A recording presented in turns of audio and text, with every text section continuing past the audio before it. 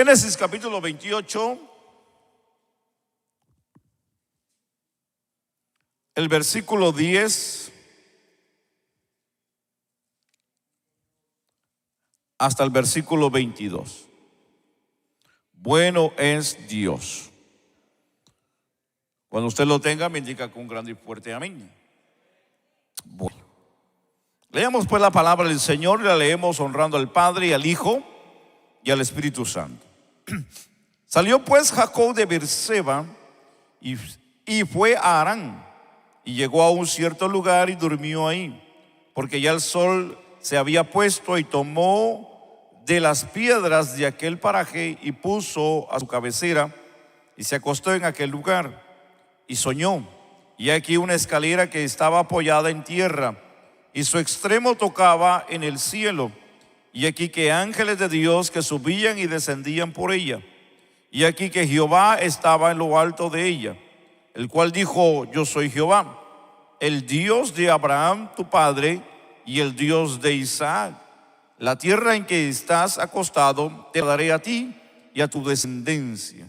Será tu descendencia como el polvo de la tierra, y te extenderás al occidente, al oriente, al norte, al sur. Todas las familias de la tierra serán benditas en ti y en tu simiente. Y aquí yo estoy contigo y te guardaré por donde quiera que fueres, y volveré a traerte a esta tierra, porque no te dejaré hasta que haya hecho lo que te he dicho. Y despertó Jacob de su sueño y dijo: ciertamente Jehová está en este lugar, y yo no lo sabía. Y tuvo miedo y dijo: cuán terrible es este lugar. No es otra cosa que casa de Dios, puerta del cielo. Y se levantó Jacob de mañana y tomó la piedra que había puesto de cabecera y la alzó por señal y derramó aceite encima de ella, y llamó el nombre de aquel lugar Betel, aunque Luz era el nombre de la ciudad primero. E hizo Jacob voto diciendo: si fuera Dios conmigo, me guardare de este viaje en que voy, y me diere pan para comer y vestido para vestir, y volviere en paz a casa de mi padre, Jehová será mi Dios. Y esta piedra que he puesto por señal será casa de Dios, y todo lo que me dieres, el diezmo apartaré para ti. Dios bendiga y añadas bendición a su palabra. Yo hoy quiero hablar bajo el tema el sueño de Jacob. ¿Me ayuda a orar, hermanos? Oremos. Buen Dios y Padre, soberano Dios del cielo y de la tierra, tú eres Dios y fuera de ti no hay nadie. A ti, Señor, es que venimos a honrarte y a darte toda la gloria. Bendice la vida de tus hijos, la vida de tu pueblo, y derrama bendición hasta que sobreabunde. Señor, guíanos. Señor, sácanos adelante en todo proyecto y en todo lo que emprendamos dentro de lo que es tu voluntad. Te damos gracias en Cristo Jesús. Amén y amén. Tenga la amabilidad, por favor, de tomar su lugar. Muchas gracias. Es interesante pensar que la vida es cuestión de saber llevarla. Muchas de las veces para nosotros la vida puede ser un fracaso, como tal vez lo fue en la vida sin Cristo. Hoy dentro del cristianismo no debe de ser así. Sin embargo, muchos hemos llegado a pensar que la vida es mala con nosotros, y de esa manera a veces tomamos nuestras diferentes actitudes, pensamientos, formas de hacer las cosas, y muchas de las veces nuestras acciones vienen a ser más negativas que positivas. Y en todo ello, los que más venimos a ser afectados somos nosotros mismos. ¿Por qué? Porque nosotros somos los que hacemos que el ambiente en el que estamos y en el que vivimos y el que enfrentamos, en vez de hacerlo mejor, lo hacemos cada día peor. Aunque hay situaciones que difícilmente podemos cambiarlas y entendemos esa parte. Pero hay situaciones en la vida donde nosotros podemos hacer el cambio en lo que nosotros o en lo que a nosotros respecta de la vida. No todo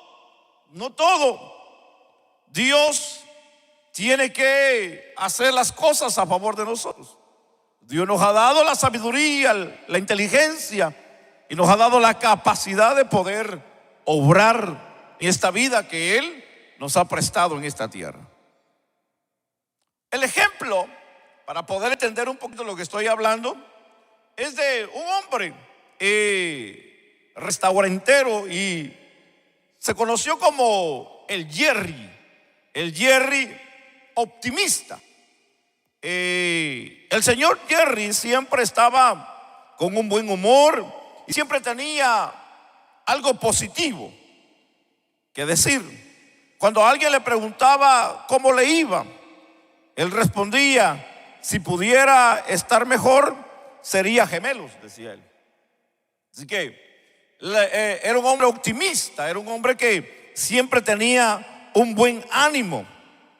Era un gerente, se conoció que fue un gerente de restaurante, y era un gerente único porque tenía una fama, y esta fama era que donde quiera que él se movía, todas las meseras con los que trabajaban con él siempre lo buscaban y se iban a trabajar al lugar donde él trabajaba. Quiere decir que era un hombre que su forma de ser ayudaba a que otros eran contagiados, y eso es bonito, el ser contagiado por alguien que es positivo.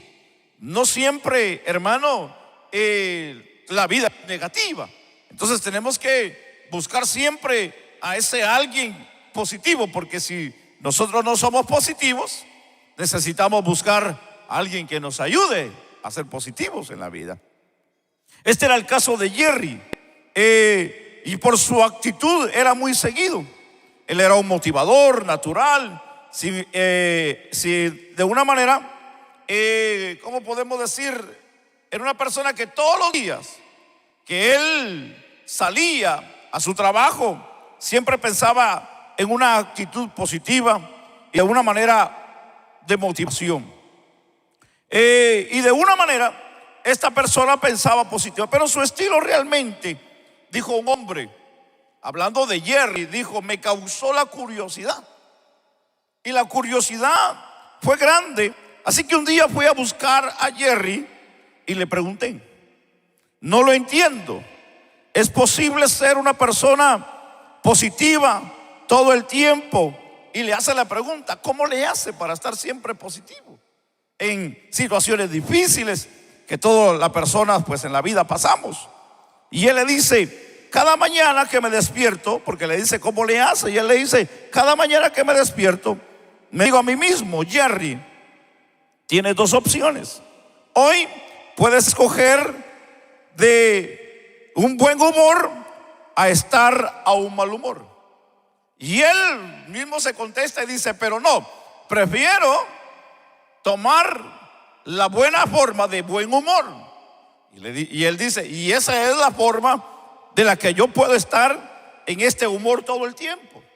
El poder tomar la opción que yo veo que me es mejor a mí. Entonces, escojo el buen humor.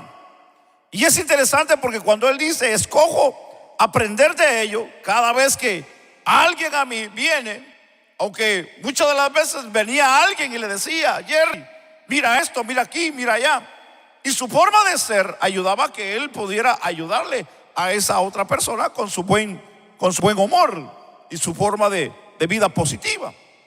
Y eso lo mantenía de una manera que era muy seguido, era muy motivador en esa parte. Entonces este hombre le seguía preguntando a Jerry a través de sus actitudes positivas, y le decía: es que yo necesito, le decía a él, escoger lo que es bueno. Y eso era algo que a él le mantenía y lo hacía mantenerse en esa forma de vida positiva. Pero en cierta ocasión le pasó algo a Jerry, porque este hombre dejó de ver a Jerry por mucho tiempo y dijo: este hombre me ha contagiado. Y este hombre dijo, el que le había preguntado a Jerry, le dijo: es un hombre que me ha llenado de ese deseo de hacer algo en la vida. Y dijo: voy a hacer algo, voy a dejar de ser empleado y me voy a ir a abrir un restaurante, una compañía. Y lo dejó de ver por mucho tiempo. Pero en cierta ocasión escuchó de Jerry una mala noticia. Y la mala noticia fue que Jerry había dejado la puerta trasera del restaurante abierta. Y en una tarde entraron dos ladrones. Y cuando entraron los dos ladrones, lo buscaron y lo apuntaron con la pistola para robarle. Y aquel hombre, cuando estaba abriendo la caja fuerte, ahí los dos hombres ahí estaban apuntándolo. Y cuando él estaba haciendo la maniobra de abrir, de una manera con aquella temblorina y nervios, porque tenía la pistola en la cabeza, y eso pues a cualquiera le puede pasar, Jerry hace un fallido y hace un mal movimiento que a los ladrones les causó desconfianza. Y en eso de que estaba temblando y no hacía cómo, se le olvidaba la clave, en el cansancio él baja la mano y uno de los ladrones, en su temor, le dispara y se van. Y de una manera Jerry queda tirado, al grado de que cuando llega alguien lo encuentra todavía vivo, se lo llevan a emergencias. Y mientras estaba en el hospital, el doctor le dice: tranquilo, todo va a estar bien.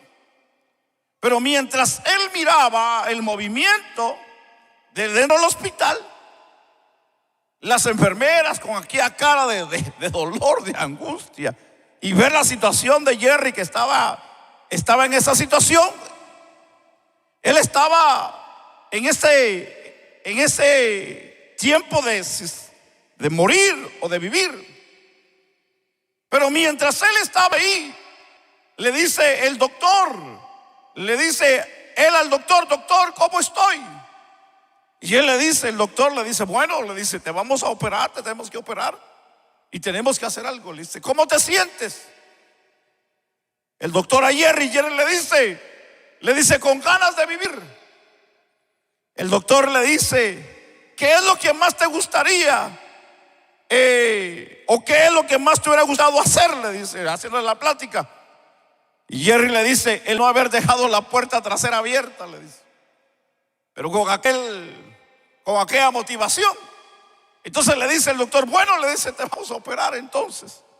Y mientras lo operaron y todo y salió de la cirugía, llega el que era amigo de él, el que le había hecho la pregunta, y cuando llega y lo encuentra ya recuperándose, le dice Jerry, le dice: ¿cómo estás? Le dice: si estuviera bien, le dijo, fuera gemelo, le dice. Esa era su parte que él mencionaba. Y le dice: pero ¿qué fue lo que sucedió? Le dice: pues pasó esto. Entonces le dice él: pero ¿qué es lo que tú deseabas? Le dice: tenía dos opciones, una vivir y otra morir, le dijo. ¿Y cuál elegiste? Le dijo: elegí la vivir. Y le dijo: pero ¿cómo fue eso? Muy sencillo, le dijo: yo no quería morir, sino quería vivir. Y eso fue lo que me mantuvo activo para poder hoy estar aquí. Hay cosas en la vida que nosotros no las entendemos, pero hay cosas en la vida que Dios nos da el privilegio y la oportunidad de decidir qué es lo que nosotros queremos hacer en la vida. Hay cosas en la vida que no las entendemos, pero hay cosas en la vida que Dios nos deja sentir y nos revela lo que Dios quiere con nosotros. Hay cosas en la vida que no las vamos a entender en el momento. Hay cosas en la vida que las vamos a entender después. Hay cosas que no las vamos a entender hoy presente o en la vida que estemos en la tierra. Tal vez alguien nos las va a explicar cuando ya estemos al otro lado de la vida. Pero de que algún día alguien nos las va a explicar, alguien se va a tomar el tiempo para explicarlas. Y que todo lo que nosotros hayamos hecho en la vida haya tenido un sentido positivo, a la vida de nosotros, siempre y cuando nosotros tomemos la buena decisión de tomar cuál es la mejor decisión para nosotros. Alguien que está aquí en esta hora, déjeme entonces intentar entender aquí el pensamiento bíblico, porque entender el pensamiento bíblico, entendamos aquí el proceso de transformación que ocurre en cada persona. Y empieza con un encuentro personal aquí con Dios. Este es el ejemplo. Hablamos desde el nacimiento. Jacob era una persona que tomaba lo que él deseaba. En otras palabras, enseña que Jacob, aún su nombre significa usurpador. Es decir, que Jacob era una persona que a él le daba igual hacer o deshacer. No tenía límites en la vida. Y para Jacob era muy fácil hacer cosas que, aunque al final le iban a traer malas consecuencias, a él no le interesaban esas cosas. Entonces, cuando vemos que Jacob era una persona que tomaba lo que deseaba, Génesis capítulo 25 y hasta el capítulo 27 nos enseña esta parte. Confiaba en sí mismo, que esta es la esencia de lo que es el pecado y la rebeldía. Una persona que no confía en Dios es todo lo contrario. Confía, sean dos cosas, en sí mismo o confía en el otro, pero no confía en Dios. Entonces, una persona que practica el pecado, una persona que está en rebeldía, es una persona que no tiene temor a Dios, que hoy puede hacer una cosa buena y mañana puede hacer una cosa mala.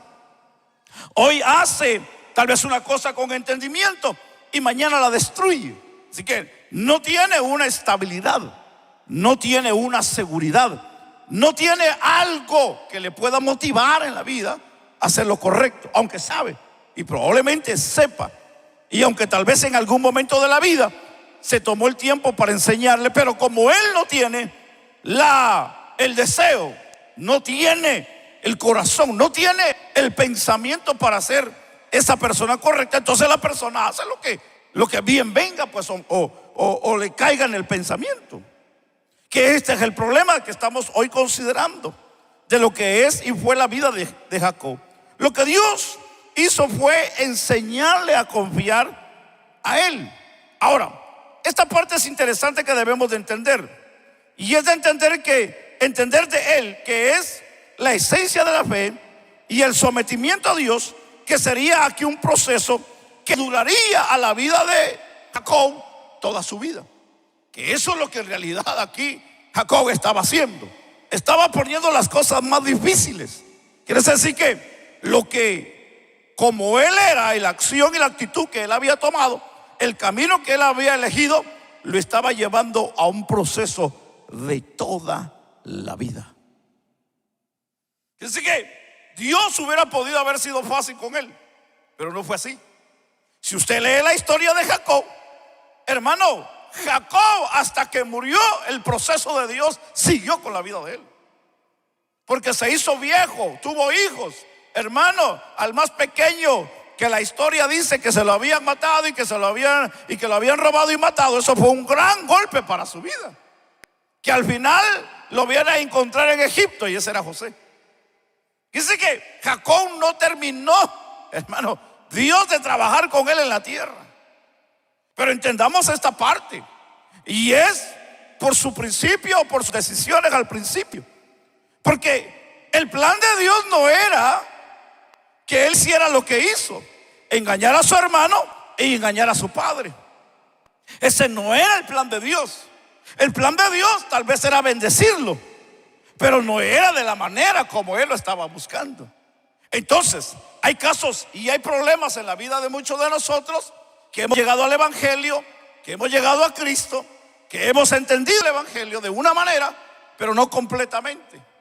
Y es de que muchas de las veces creemos y pensamos que estamos haciendo lo correcto, pero lo que creemos nosotros que es correcto en la vida cristiana nos está marcando un tiempo largo de proceso angustioso y doloroso.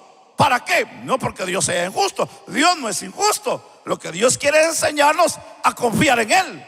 Pero como a veces somos muy duros, somos muy rebeldes, somos muy alejados de la verdad de Dios. Entonces Dios dice: no, yo tengo que trabajar contigo hasta que entiendas en lo que es obediencia y servicio. Y entonces, como somos bien duros y somos bien ásperos y somos bien alejados de Dios, entonces Dios dice: de ti depende el proceso que te vaya a dar en la vida. Así de sencillo. Bueno, con esto yo creo que nos podemos ir a la casa, hermanos.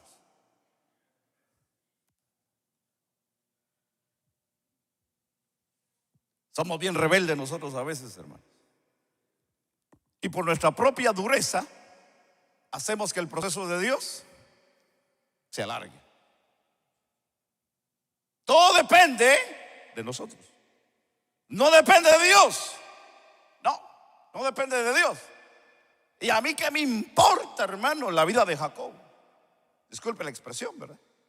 A mí qué me interesa la vida de Jacob. Pero de la vida de Jacob hoy vamos a aprender algo muy importante. Amén, hermanos. Entendamos entonces la visión de la escalera. Y es que al huir de las consecuencias de su pecado, que se basaba en lo que aquí fue la falta de fe en Dios, Jacob tiene que un largo viaje, emprender un largo viaje, de Berseba, como dice el versículo 1, de Berseba a Harán. Berseba quedaba al sur de Canaán, mientras que Harán estaba al norte de Siria. Quiere decir que era un viaje muy largo. No era de un día, probablemente era de una semana, 2 semanas, 3 semanas. Era de días el viaje que se iba a emprender, en este caso a la vida de lo que aquí Jacob estaba haciendo. Entonces Jacob tomó unas piedras, dice la Biblia en el versículo 1, donde hemos leído, y las colocó una de ellas como almohada para acostarse, y que debió de haber sido bastante incómodo. Muchos dicen que tal vez no fue que la haya puesto como almohada directamente. Algunos dicen que fue como un estilo de cabecera.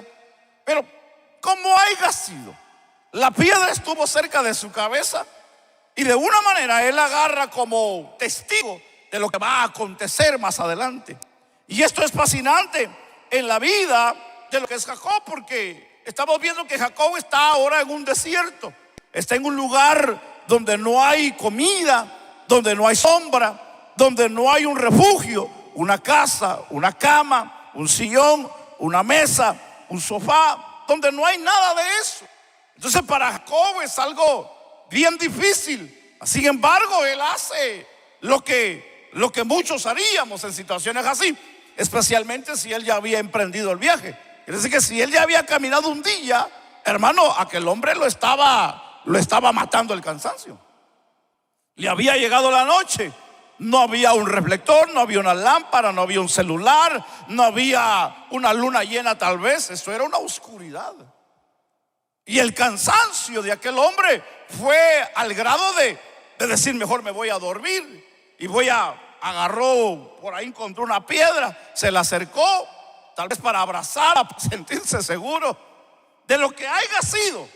Pero dentro del corazón de aquel muchacho, porque era joven todavía, yo puedo creer y puedo imaginarme que ese joven, ese hombre, extrañaba la casa de su padre, extrañaba la comida de su mamá, extrañaba, hermano, los abrazos de su madre, extrañaba las palabras de dulzura que su madre le decía a él, porque era hijo de mamá, era hijo, ¿cómo podemos decir?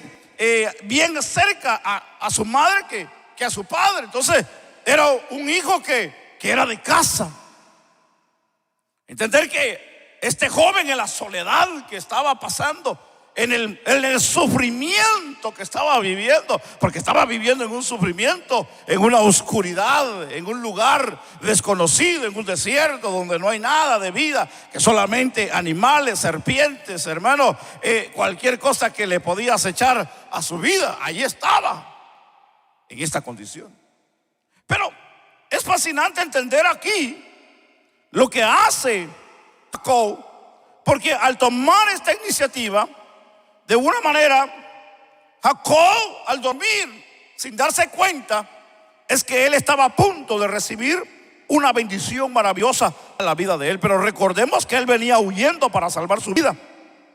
Y durmiendo en la intemperie, Jacob aprendería que la forma de recibir la bendición de Dios, en este caso, no era de la manera como él creía o pensaba, sino era de la manera como Dios se la iba a presentar. Y esa es la parte fascinante de la historia, porque en esa noche, al conciliar el sueño, Jacob tuvo una visión, como dice el versículo 12. En la visión vio una escalera que iba de la tierra al cielo, sobre la cual, dice la Biblia, ángeles de Dios ascendían y descendían de ella. Y aquí la palabra ángel significa mensajero, o el origen de los verbos, de una manera que se interpretan o se interesan en lo que son los ángeles, era de una manera que ascendían y descendían, como de una manera al servicio de lo que era, en este caso, a lo que estaba en la tierra. Porque recuérdense que la Biblia nos enseña que la escalera estaba de tierra a cielo. Y para esto hay un gran significado y hay algo que necesitamos hoy entender. Y de una manera, la escalera tiene una gran respuesta, o tiene un gran significado para nosotros. La escalera en la vida cotidiana tiene diferentes tamaños, pero el uso es el mismo. Es para poder escalar, es para poder subir. Entonces aquí, de una manera, podamos entender que la escalera, la cual nos ayuda a llegar a nuestros propios, ¿cómo podemos decir? Metas en la vida, que es un medio de lo que nosotros podemos utilizar en la vida, de una manera poniéndolo hoy como un ejemplo a nuestra vida cotidiana. Aquí Jacob estaba soñando y estaba viendo de una manera sus logros en la vida. Es decir, que Jacob llevaba una necesidad, y la necesidad era de huir y de escapar y poder buscar un futuro, una forma de vida mejor. Quiere decir que la escalera estaba representando algo muy importante, no solamente en la vida de él, sino que también estaba hablando proféticamente algo muy importante en la vida de él. Porque no solamente representaba sus sueños, sino que también estaba representando un mediador entre Dios y él. Y de la manera que él podía llegar a sus metas era a través de esa escalera de la que Dios le estaba enseñando a su vida. Ahora, no sabemos si él estaba entendiendo o interpretando ese sueño de la manera como estamos entendiendo nosotros bíblicamente. Porque el Señor Jesucristo habla en el capítulo 1, el versículo 51 de Juan, de la misma manera, hablándole a Natanael de que miraría ángeles subir y bajar sobre la persona de Jesús. Entonces eso venía a representar algo no solamente divino, sino también terrenal. Que lo que estaba apoyado en la tierra también subía y estaba arriba del cielo, como lo que estaba en el cielo también descendía a la tierra. Entonces para Jacob era algo que lo marcó, y entender que la vida de él estaba teniendo no solamente un principio, sino que también un futuro, pero no de la manera como él pensaba y creía. No como él creía, que agarraba las cosas y que las tomaba sin él pedirlas. No, en este caso Dios lo estaba marcando para que él entendiera que ahora no era de la manera como él creía, sino era de la manera como Dios se lo iba a marcar a la vida de él. Y eso es fascinante, porque la mayoría de nosotros, al menos yo hablo de mí, de la vida yo no era obediente, yo era rebelde en la vida, hermano. Y para poder llegar a una obediencia, hermano, ¿cómo cuesta ser obediente? Especialmente en Dios. Ahora que ya somos grandes y adultos, ¿cómo nos cuesta someternos? Pero algo que debemos de aprender no es de la manera física, sino que cuando entendemos a Dios y conocemos a Dios, es donde entra la mansedumbre y entra la obediencia.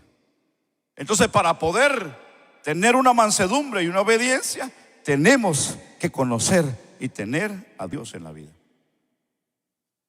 Porque de otra manera jamás, nunca.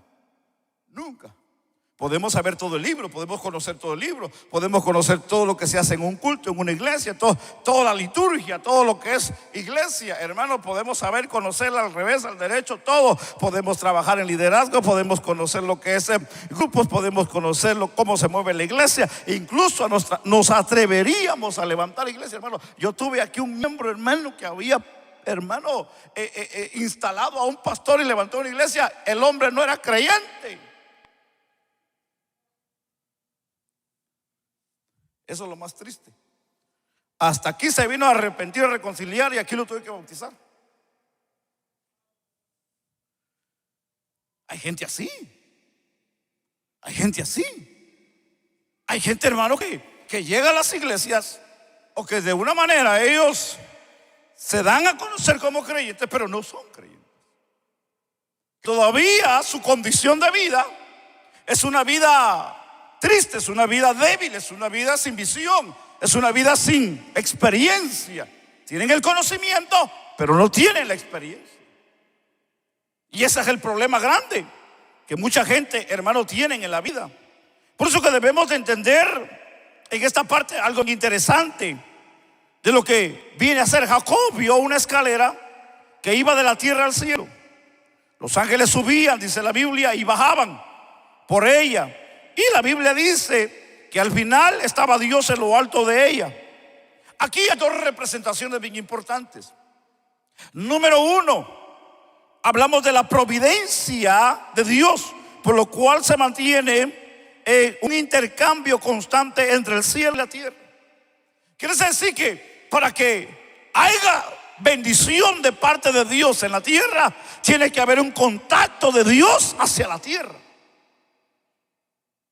Y ese contacto es la parte número 2, que debemos de entenderla de esta manera bíblicamente. Ahora nosotros entendemos bíblicamente que número 2, la parte importante aquí, que para nosotros y para el hombre representa la escalera, y hablamos ya proféticamente, en este caso bíblicamente, que viene a representar, como dice el escritor a la carta de Hechos, de que no hay otro mediador entre Dios y los hombres, sino solamente Jesucristo, hombre.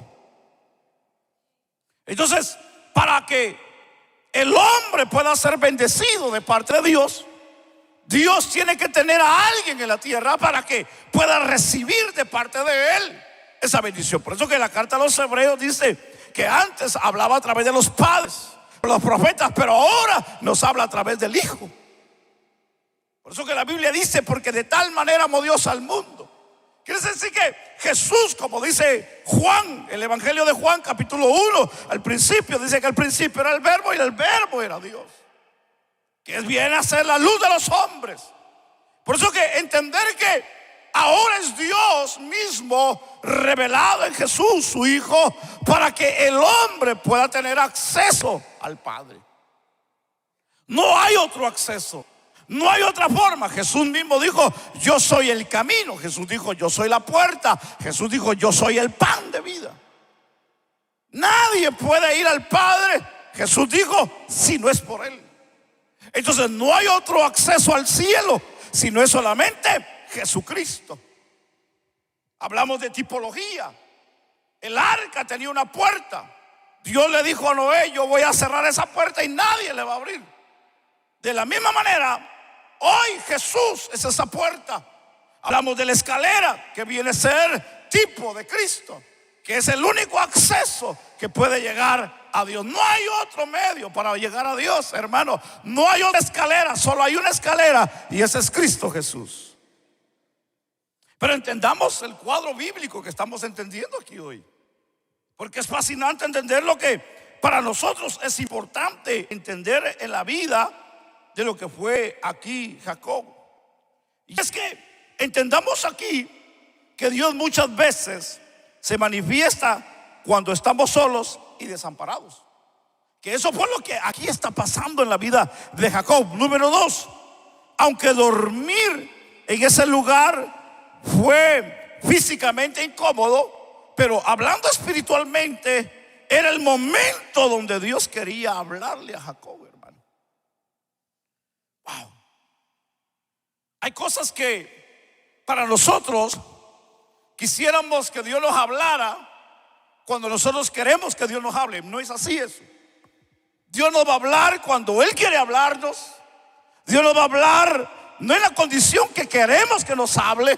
Dios va a usar el tiempo, el momento y la ocasión para hablarnos a nosotros.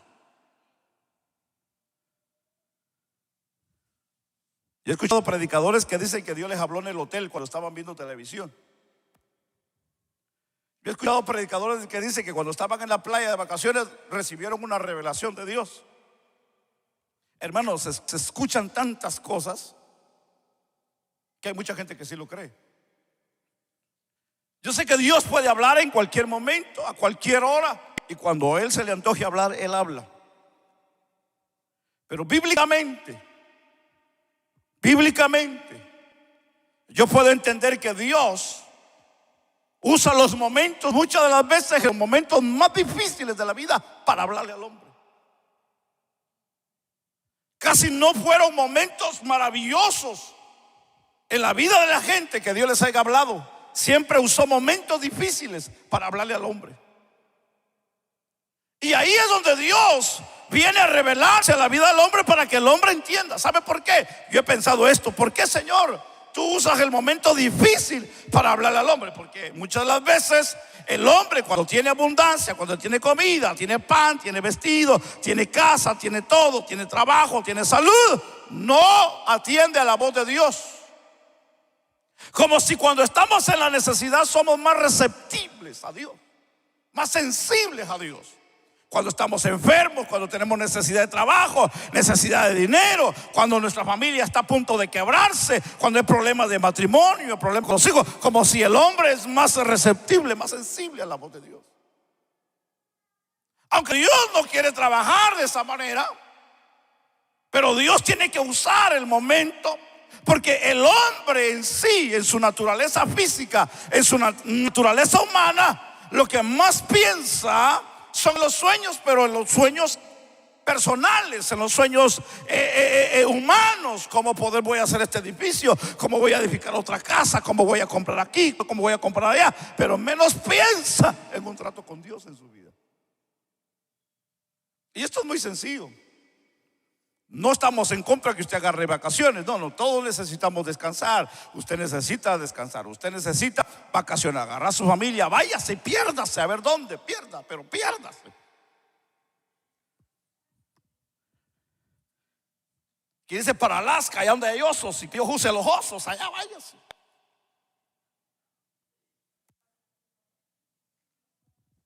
Pero mire, dígame usted, si de todo ese tiempo que usted tiene en el año de vacaciones, usted ha dedicado una semana para Dios. Usted ha dedicado un día de ayuno y de oración. Usted ha agarrado un montón de tratados y se ha ido a la calle a repartirlos. O ir a tocarle la puerta a su vecino o su vecina que no lo ve por años porque usted siempre está ocupado. O venir a la iglesia y decir: no voy a fallar a todos los servicios de la iglesia. Voy a ir a ayudar, voy a agarrar a mi esposa, le voy a decir: vamos a hacer comida y vamos a regalársela a aquella gente que está en la esquina buscando trabajo, o a aquellos niños, o a aquella gente, o vamos a aquellos shelters donde hay gente todavía que por estas cuestiones que están pasando, todavía hay gente encerrada ahí. Ir a ayudar a esa gente y presentarles el evangelio. Usted que puede entrar a un hospital, usted que puede entrar a una cárcel, usted que puede ir a esos lugares, decir: pastor, déme una identificación, hágame algo, firme una parte, una carta, algo para ir a meterme allá y tomar un día de mis vacaciones para ir a predicarle a esa gente. No me levante la mano, por favor, si usted lo ha hecho, porque eso no lo hacemos. Que eso es la parte que debemos de entenderla.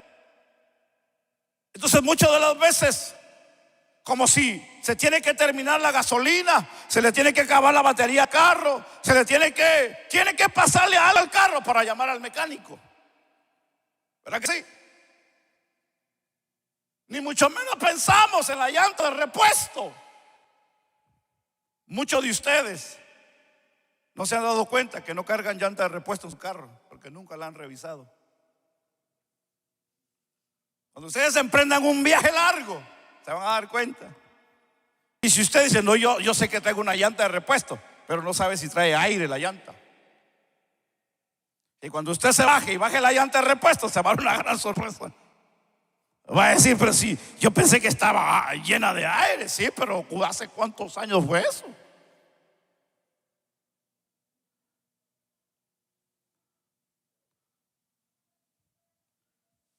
Y eso nos acaba hace un tiempo nos pasó. Uno de mis hijos vendió su carro y con la persona que estábamos tratando, la hija de esta persona que le gustó el carro y que quería comprar el carro, hizo la pregunta y dijo, ¿tiene llanta de repuesto? Dijo, porque es que yo camino muy lejos. Y yo ignorantemente le dije, debe de tener, yo creo que sí tiene, porque nunca hay que afirmar algo sin saber. Yo le dije, yo creo que sí tiene, vamos a ver. Y abrimos la parte de atrás, abrimos y para la sorpresa nuestra no traía llanta de repuesto. Yo me rasqué la cabeza, yo me sentí mal, me sentí avergonzado. Entonces le dije a mi hijo, oye, le digo, nunca se nos metió en la cabeza en revisar si tenía llanta de repuesto. Y él me dijo, no, me dijo. Entonces le dije al señor, bueno, le digo, por esta vamos a hacerle un descuento, le digo. Le fue bien, pues. Y él dijo, entonces sí, dijo, hagamos negocio. Pero lo que yo le quiero decir es que hay cosas que a veces nosotros creemos, pensamos y a veces no son. Hay cosas en la vida que nosotros nos tienen que pasar para poder reflexionar un poco de la vida, porque vamos muy rápido, vamos corriendo en la vida, vamos en bajada, hermano, sin pensar que en la bajada nos podemos resbalar y golpear.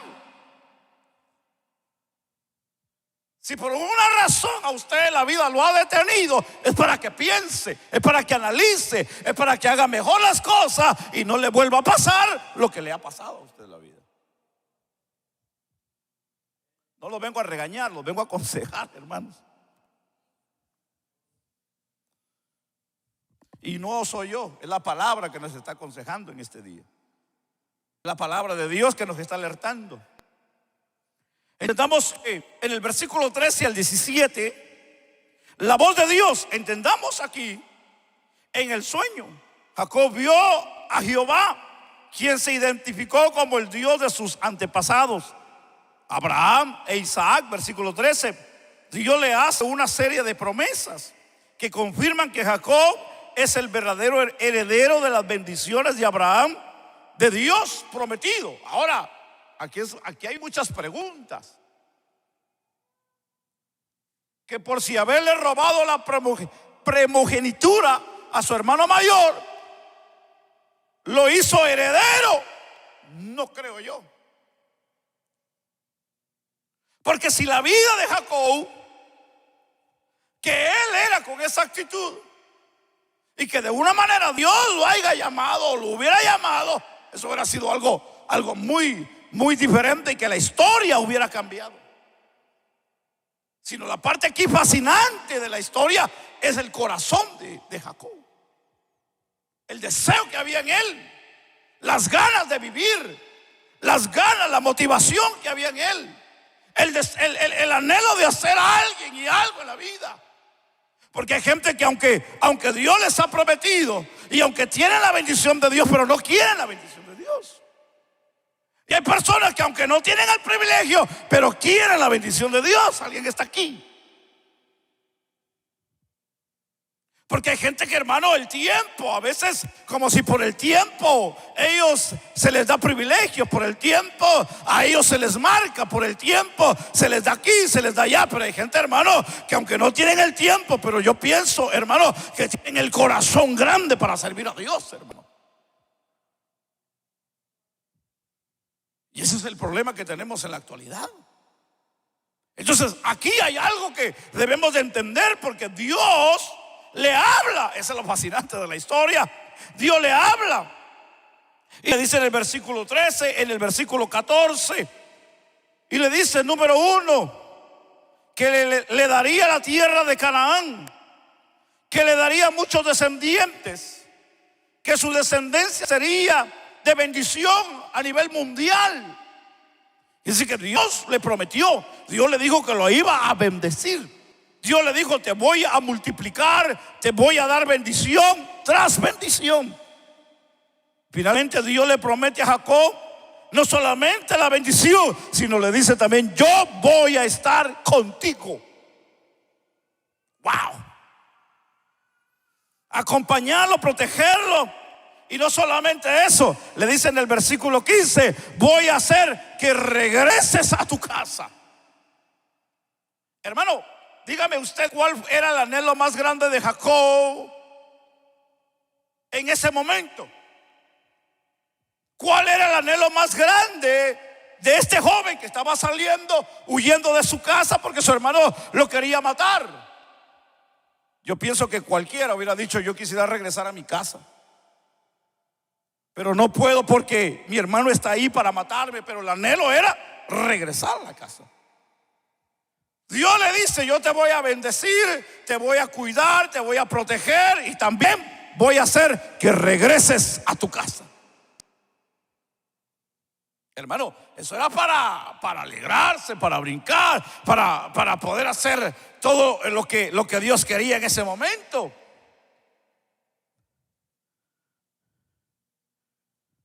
Pero de una manera, en este primer encuentro con Dios, Jacob, él se siente de una manera realmente atemorizado, como dice el versículo 16 al 17. Ante la presencia de Dios, ¿quién no se va a sentir así, hermanos? Las palabras de Jacob revelan ciertas cosas acerca de él, y es interesante pensar aquí, porque él de una manera había oído de Jehová. Ciertamente, él dice: ciertamente Jehová está en este lugar y yo no lo sabía. Quiere decir que él conocía de Dios, pero no lo conocía. Son dos cosas bien diferentes: escuchar de Dios y conocer a Dios. Entonces aquí entendamos que en el versículo 16 hace esto. Tanto Abraham como Isaac le habían hablado probablemente del verdadero Dios. Hasta ese momento que Jacob solamente conocía a Dios. ¿A quién usted se le revela este pasaje de la Biblia? Y es a Job. Job capítulo 42, 5 al 6, él hace esta misma declaración, donde él dice: porque solamente de oídas te había oído, pero ahora mis ojos te ven. Pero él hace la aclaración y hace el llamado o anuncia el llamado de lo que había pasado, pero no es hasta que él tiene el gran problema que le pasa a la vida. Porque mientras él tenía todo, él era justo, era piadoso, era íntegro, pero no conocía a Dios. Es que en lo íntegro y en la piedad y en la fidelidad, eso no quiere decir que, hermano, Dios está en la vida de la persona. Porque cuando hablamos de principios, cuando hablamos de moral, cuando hablamos, hermano, de lo que son cosas fundamentales en la vida, hermano, eso es parte de la educación de la persona. Capítulo 10 del libro de los Hechos, Cornelio, dice la Biblia que él ayudaba a la gente, daba limosna, y no solamente eso, ayunaba y oraba, pero no era salvo. Tuvo que venir el ángel y enseñarle a Cornelio para que fuera a traer a Pedro, para que Pedro le hablara de la salvación. De la misma manera, Jacob, él conocía a Dios, había escuchado de sus padres. Ellos miraban cómo sacrificaban a sus padres, pero no tenían la experiencia de Dios en sus vidas. Por eso algo que nosotros debemos de empujar a nuestros hijos es que ellos tengan una experiencia con Dios. Algo que debemos de enseñarle a nuestros hijos es que la vida cristiana no se basa a base solamente de liturgia, a base de programa, sino la iglesia se basa a base de experiencia con el Dios al quien servimos nosotros.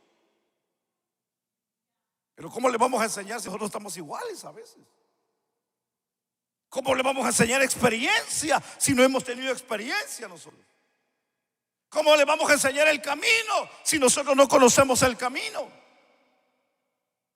El etíope le dijo, perdón, Felipe le dijo al etíope: entiende lo que lees, porque cualquiera puede leer. Pero el etíope le dijo: ¿cómo yo voy a saber si no hay nadie quien me enseñe? Podemos leer, podemos conocer, pero no entender, que son cosas totalmente diferentes. Entonces entendamos aquí rápidamente, porque yo ya estoy culminando en esta parte, pero quiero dejarle algo en su corazón en este día. Entonces este es el primer encuentro. Había oído de Jehová, sí, claro. Tenía una fe poco de una manera clara. No era muy una fe tan original. Se recuerda de el pasaje de la Biblia de Lucas, de el centurión cuando manda a llamar a Jesús para que orara por su siervo que estaba enfermo. ¿Se recuerda? Y le poníamos como tema la fe original o la fe genuina. Porque los ancianos llegaron y le dijeron: mira, Señor, este hombre nos ha hecho favor, nos levantó una sinagoga, ha hecho buenas cosas para nosotros y queremos que vayas y ores por ellos. Pero la fe que ellos llevaron fue una fe sencillamente ficticia. Fue solamente por el favor que había hecho el otro, pero no porque en realidad ellos creían en Jesús, que esa es la parte. Pero el centurión dijo: no, vayan y díganle que venga, y que ore. Y cuando él venía, el Señor le dijo: Señor, lo detuvo, le mandó a decir: no entres a mi casa, solamente di tu palabra y mi siervo sanará. La fe genuina, la fe cuando se cree, cuando se tiene a Dios, cuando se entiende que Dios puede hacer el milagro.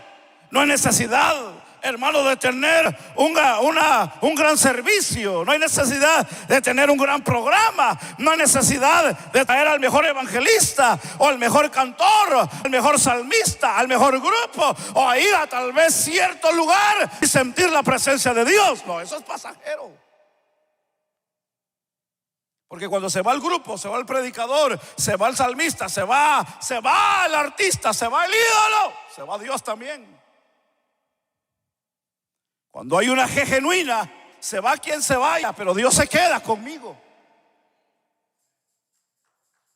Esa es la parte.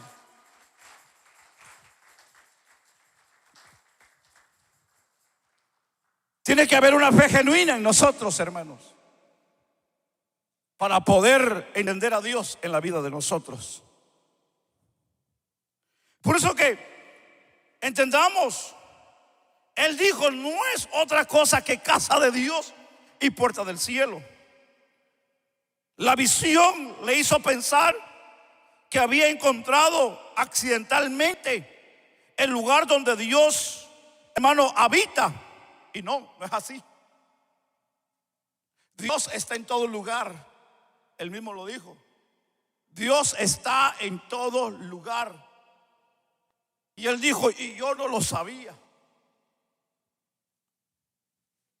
No es el edificio, discúlpeme, no es el lugar, que tan bien cómodo o que tan mal cómodo esté. Podemos estar debajo de un árbol, podemos estar bajo una galera, podemos estar a la intemperie, en la calle, podemos estar en cualquier orilla, en cualquier rincón, en cualquier esquina de casa, en cualquier calle de vecindario, en cualquier barrio. No importa dónde estemos, lo importante es que Dios esté en ese lugar. Gloria a Dios por los templos, gloria a Dios, hermano, por los que podemos tener un lugar donde adorar a Dios. Pero hay gente actualmente hoy que no tiene un lugar como este, aunque este no es el gran lujo. El problema de la gente es que busca lujo. El problema de la gente es que busca comodidad. El problema de la gente es que a veces quiere que el edificio esté seguro. Yo sé que todos buscamos un lugar seguro, hermanos.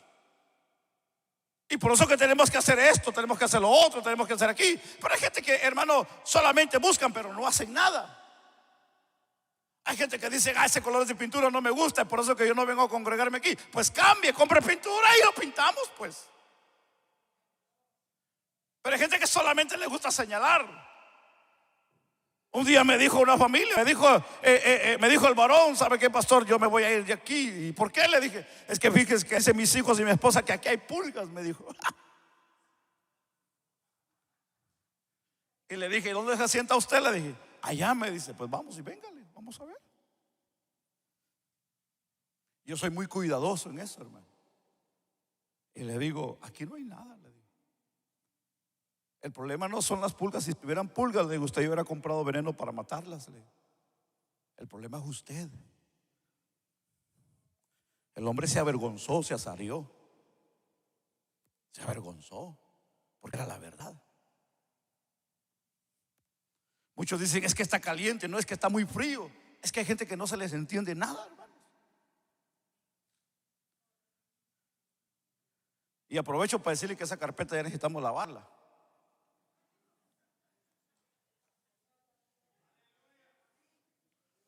Y la silla donde se sienta, porque siempre la lavamos y la limpiamos. Así como usted ve esa silla, ya tienen más de 20 años. ¿Y por qué están limpias? Porque las mantenemos limpias, para que usted se siente a gusto y se sienta en un lugar limpio donde pueda adorar a Dios. Y ya las vamos a limpiar. Cuestan $20 por silla. Póngale ahí línea en cuántas sillas se ha sentado en el año.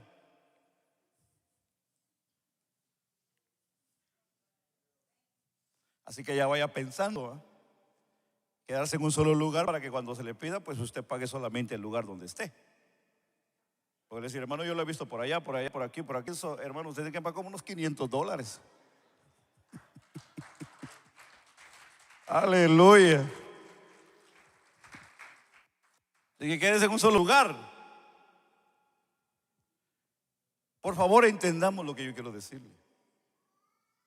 No es cuestión de dinero. Es cuestión que seamos conscientes de la realidad de nuestra vida espiritual. Yo quiero terminar, tengo mucho que decirles. Yo quiero terminar esta parte fascinante de esta historia de la Biblia, porque Dios le prometió bendición, cuidarlo y regresarlo a su casa. Ahora, entendamos, y aquí voy a terminar, entendamos lo que Jacob prometió. Entendamos lo que Jacob prometió. Y eso es lo que tenemos que entender aquí. Y un punto ahí que yo quiero, ese es mi punto, hoy, que entendamos esa parte.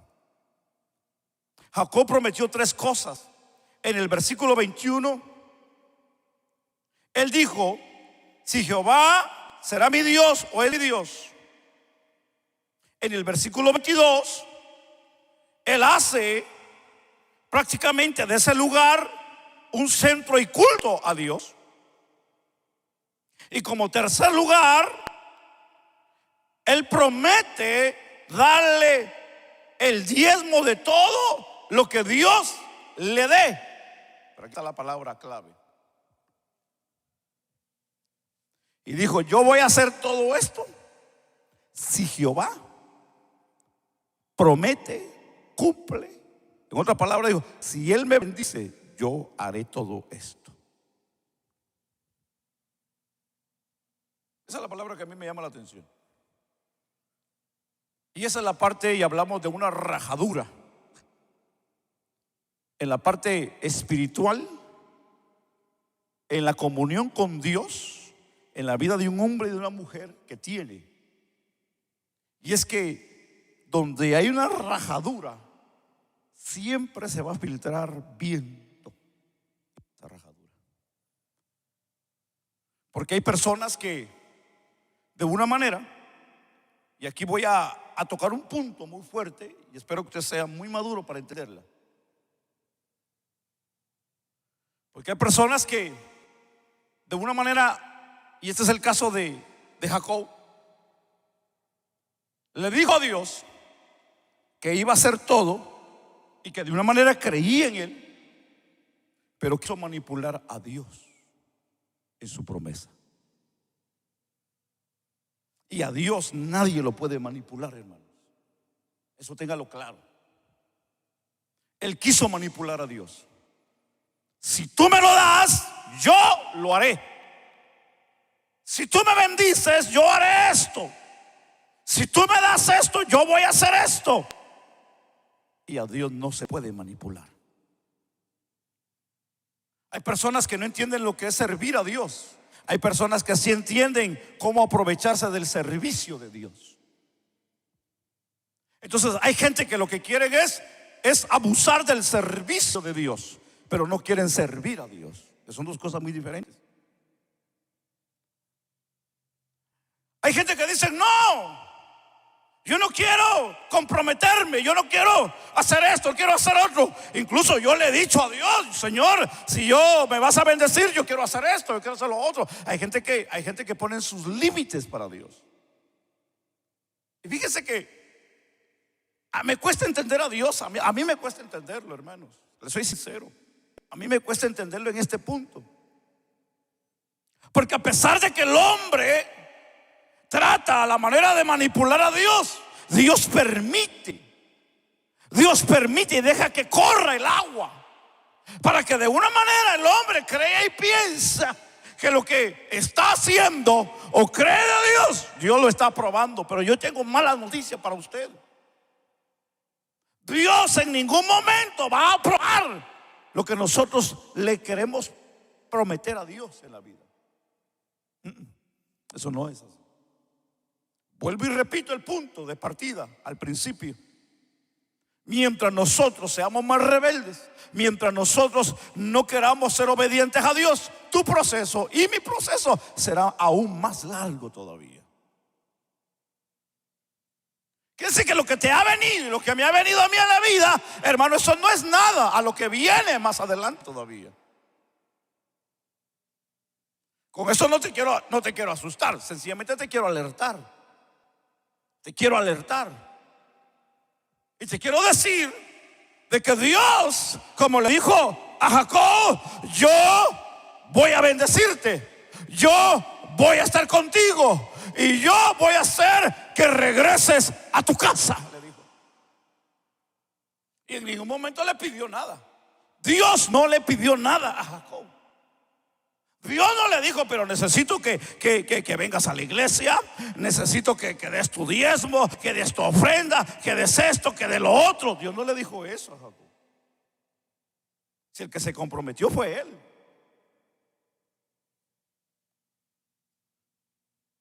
Alguien por ahí decir: bien decía yo que el diezmo no es bíblico. Espérese, que sentadito lo quería agarrar ahí. Espérese.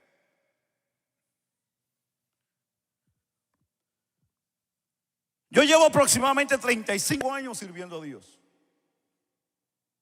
Desde el primer día que yo entré a la iglesia, tal vez exagere, pero el primer cheque que yo agarré dentro de la iglesia, yo comencé a diezmar. Y desde ese día yo no me arrepiento, ni me arrepentiré de hacerlo. Porque para mí es serle fiel a Dios. Agradecimiento a Dios por lo que Él me ha bendecido a mí. No vengo a hablar de diezmo, no me malinterpreten, no es el punto, no es el tema. Pero hay mucha gente que no cree en el diezmo. Yo creo en el diezmo, porque la Biblia a mí me lo enseña. Y como la Biblia a mí me lo enseña, yo lo creo porque está en la palabra de Dios. Lo que no creo son los pactos que muchos usan. Porque hay gente que dice: nosotros no creemos en el diezmo. Entonces yo digo: ¿de dónde sacan los grandes aviones personales? ¿De dónde sacan esas grandes mansiones? ¿De dónde sacan esos grandes templos? ¿De dónde sacan esas grandes cuentas de dinero? ¿De dónde se visten bien? Si esta gente no trabaja, son gente que no tienen una profesión, son gente que no tienen profesión, pero son ricos, hermano. Digo, ¿de dónde se han hecho ricos esta gente?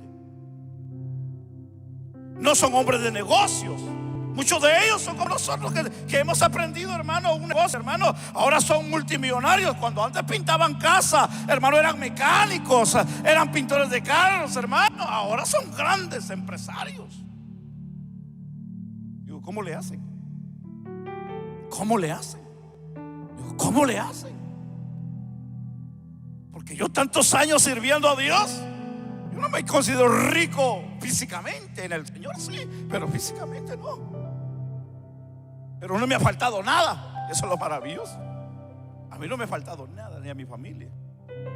Pero yo digo, ¿cómo es esto? ¿Cómo es esto? Y ellos dicen, nosotros no creemos en el diezmo. Pero hermano, pero por otro lado le sacan el billete a la gente. No, yo digo, yo prefiero creer en el diezmo, porque el diezmo es bíblico. Y yo me mantengo en lo que es la palabra de Dios. Y con todo respeto hoy me dirijo a usted. Si usted cree en el diezmo, no cree en el diezmo, a mí eso no me importa, hermano. Porque el trato es personal con cada uno de nosotros. Aunque allí está la bendición de Dios para usted, déjeme decírselo. Si usted no cree, usted está cortando bendición de Dios a su vida. Y si usted cree, usted está llamando la bendición de Dios a su vida. Pero si usted no cree, creer a mí igual me da. Porque yo sé que al Dios que yo le sirvo es un Dios que responde y que es fiel a su palabra.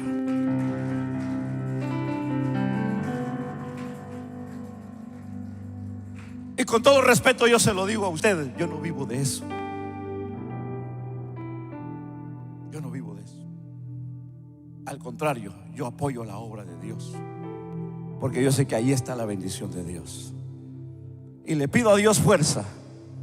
Y le pido a Dios fuerza, que me pueda retirar todavía trabajando lo material, para no depender de todo esto. Porque yo he aprendido de que Dios suple y es fiel a su palabra. Entonces, entender a Jacob hoy es interesante. Entender a Jacob es interesante. Porque si la gente inconversa quiere la bendición de Dios, ¿cuánto más nosotros, hermanos, que somos hijos de Dios? ¿Cuántos aquí les gusta? Voy a hacerle propaganda. Yo creo que le merece que le hagamos propaganda al capitán, al KFC, al Kentucky Fried, ¿cómo se dice? Fried Chicken. Al capitán. La historia dice que cuando este hombre empezó su negocio, este hombre comenzó a diezmar. Y él dice en su historia de que una de las cosas que le hizo ser próspero fue diezmar a la iglesia. Fíjese que en la iglesia en Houston había un hombre que pasaba a dejar sus diezmos al buzón de la iglesia y nunca llegó a la iglesia. Eso es curioso, ¿verdad? Hace algunos años, aquí en la parte de atrás, echamos un pedazo de asfalto. Y en ese pedazo de asfalto que echamos, no estaba en nuestro plan, ni estaba en nuestro proyecto, ni estábamos buscando. Pero enfrente de aquí, al otro negocio, les cancelaron porque no estaba preparada la tierra. Y era una compañía. Y el dueño de la compañía que venía ahí al frente era un joven americano. Estaba joven, pero más joven que yo. Bien joven, bien pollo el muchacho. Pero como la gente que es de negocios, hermanos, ellos se la rebuscan y ellos saben hacer. Por eso son de negocios. Se metió. Yo estaba trabajando en la parte de atrás con otro hermano. Se metió el hombre y preguntó por el pastor. Y yo salí, le dije: ¿qué te puedo servir y qué te puedo ayudar? Y me dijo: mira, me dijo, aquí está mi tarjeta, somos la compañía fulana de tal, me acaban de cancelar el pavimento en la parte de atrás. Yo hoy vengo a decirte que te quiero vender ese material. Yo le dije: pero pues no tengo dinero, ni tampoco le digo está en el proyecto, ni tampoco le digo pues queremos hacer eso. Me dice: te lo dejo. Me dice: son tantas yardas, son $5,000. Uy, le dije. Para eso le digo, tenemos que hacer actividades, vender pollo, pupusas. No, le digo, mejor vente otro día, le digo. Y me dice: te quiero dejar el negocio a ti. Bueno, ¿qué me puedes ayudar tú para la iglesia? Él me dijo: te voy a dar mis diezmos de ahí. agarra mi diezmo de eso y págame lo que sobra.